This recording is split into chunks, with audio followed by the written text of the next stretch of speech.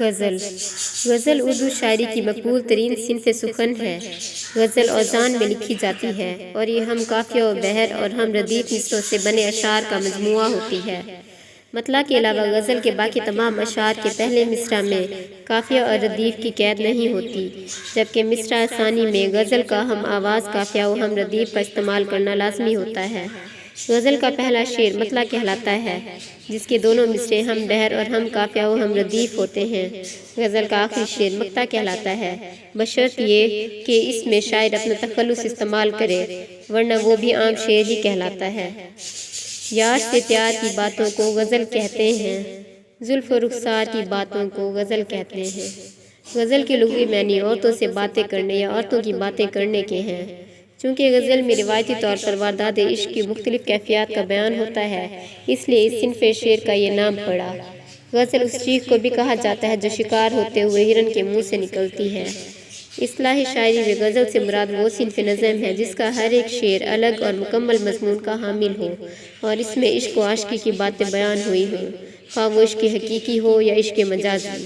تاہم آج کل کی غزل میں عشق و عاشقی کے علاوہ ہر موضوعات پر اظہار خیال پیش کیا جاتا ہے۔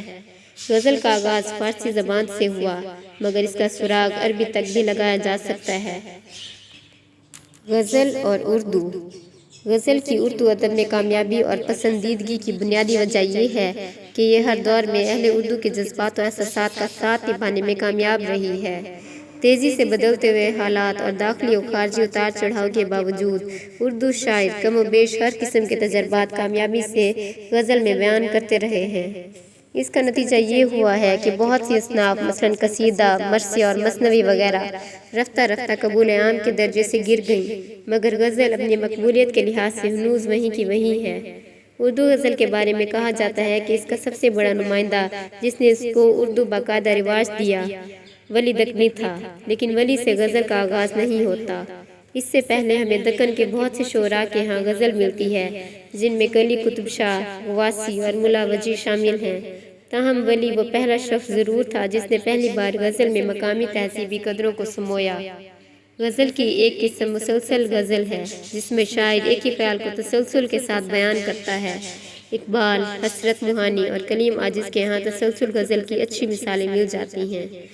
غزل اور نظم میں فرق غزل اور نظم میں بنیادی دو فرق ہیں۔ نمبر 1، غزل کا ہر شعر ایک جداگانہ حیثیت رکھتا ہے اور فی نفس مکمل ہوتا ہے۔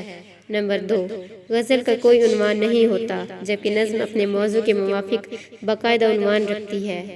اہم فارسی اور اردو غزل گو فارسی اور اردو زبان میں غزل کہنے والوں میں شامل ہیں حافظ شیرازی، ولی دکنی، مرزا اسد اللہ خان غالب، میر تقی میر، مومن خان مومن، داغ دہلوی، حیدر علی آتش، جانثار اختر، خواجہ میر درد، جون ایلیا، فیض احمد فیض، احمد فراز، فراق گورکھپوری، محمد اقبال، شکیب جلالی، ناصر قاسمی، ساحر لدھیانوی، حسرت موہانی، مخدوم محی الدین، جگر مراد آبادی، ظفر اقبال، منیر نیازی، محمد رفیع سودا، قتیل شفائی، مجروح سلطان پوری، ولی دکنی اور محمد ابراہیم ذوق۔